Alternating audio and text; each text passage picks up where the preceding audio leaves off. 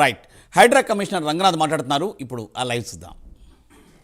24 దాదాపు 5 నెలలు దాటింది.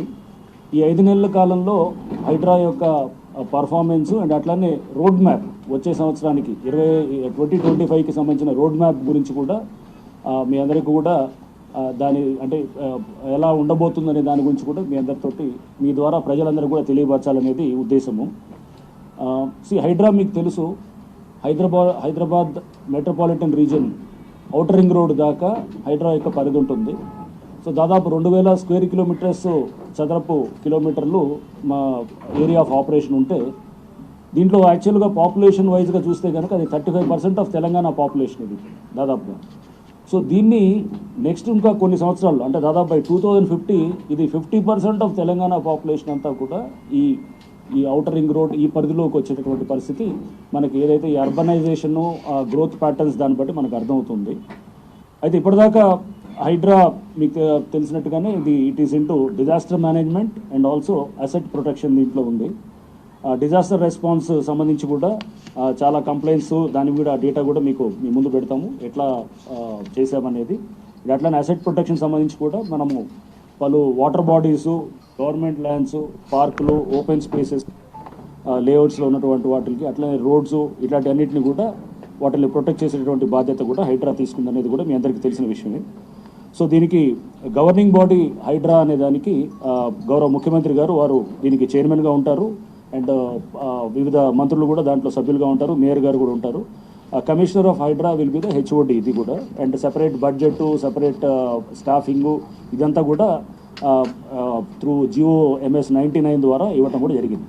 ప్రభుత్వం ఈ మధ్య అక్టోబర్ నెలలో పలు చట్టాల కింద మాకు పవర్స్ కూడా ఇవ్వటం జరిగింది. GHMC యాక్ట్ కింద ఆర్డినెన్స్ కూడా తీసుకురావటం, ఆర్డినెన్స్ కూడా ఈ మధ్య బిల్లు రూపంలో కూడా అది అసెంబ్లీలో కూడా బిల్లు పాస్ అవ్వటం అండ్ ఇంకా అది గవర్నర్ గారి అసెంట్ కోసం కూడా పంపించడం కూడా మనకు తెలిసిన విషయమే.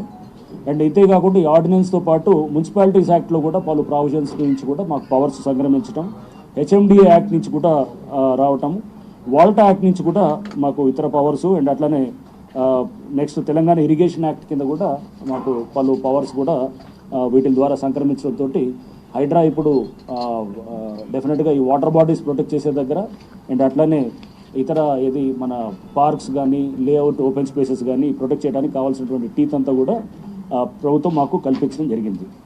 నా హైడ్రా అచీవ్మెంట్స్లో మీరు చూస్తే కనుక దాదాపు ఇప్పటికీ 200 acres ఆఫ్ ల్యాండ్ని రీక్లెయిమ్ చేయడం కూడా జరిగింది.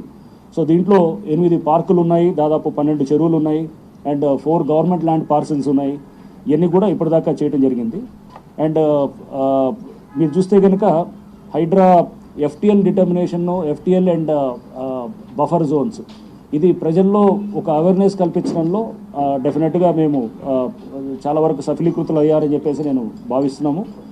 ఎందుకంటే ఇప్పుడు దాదాపుగా ప్రతి వాళ్ళకి కూడా బఫర్ జోను అండ్ ఒక FTL అంటే ఏంటి అనేటటువంటిది సగటు మనుషులకు కూడా వీళ్ళకి ఇప్పుడు అందరికి కూడా దీని గురించి అవగాహన ఉన్నది. అండ్ ఇంతేకాకుండా త్వరలో ఒక హైడ్రా పోలీస్ స్టేషన్ కూడా ప్రభుత్వం ఏర్పాటు చేయడానికి ఆ దిశగా కూడా అడుగులు మేము ఆల్రెడీ మొదలెట్టాము అండ్ త్వరలో అది కూడా అవుతుంది. అండ్ ఈ ప్రధానంగా మాకు ఉన్నటువంటి ఈ సంవత్సరంలో చేసేది FTL డిమార్కేషన్ అనేది చాలా ఇంపార్టెంట్.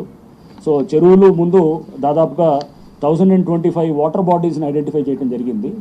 సో ఈ 1025 వాటర్ బాడీస్ కూడా మనం ఇతర అంటే రకరకాల పద్ధతుల ద్వారా survey of India topo sheets, cadastral village maps and revenue రికార్డ్స్లో అంటే పహానీల్లో కానీ వీటిలో మనకి ఉన్నటువంటి డేటా తోటి satellite images and aerial pictures, aerial images తోటి కూడా మేము అంటే డ్రోన్ ఇమేజెస్ కానీ లేకపోతే గతంలో ఏరియల్ సర్వేస్ చేసినటువంటి ఆ డేటాను కూడా తీసుకొని చేస్తాం.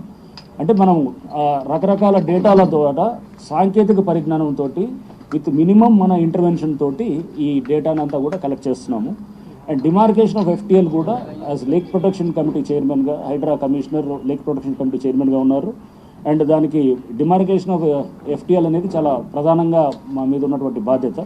సో దీన్ని కూడా పారదర్శకంగా చేసేదానికి కెడస్ట్రల్ మ్యాప్స్ అండ్ అట్లానే సేతువార్సు అండ్ అట్లానే 1956 నుంచి ఉన్నటువంటి కాసరా పహానీసు, లేక్ మెమోరీస్ ఉంటాయి వాటితోటి plus survey of India topo sheets ఈ 1971లో సర్వే ఆఫ్ ఇండియా చేసిన topo sheets survey of India నుంచి తీసుకొని అండ్ శాటిలైట్ ఇమేజెస్ కూడా మనం చూస్తే కనుక 1 మీటర్ రిజల్యూషన్ ఆ డేటాని తీసుకున్నాం. అంటే ఆ రిజల్యూషన్ అంటే మనకి చాలా యాక్యురసీ రావడానికి మనకి 2000 నుంచి ఆ డేటా ఉంటుంది 1 మీటర్ రిజల్యూషన్ది. ఆ డేటా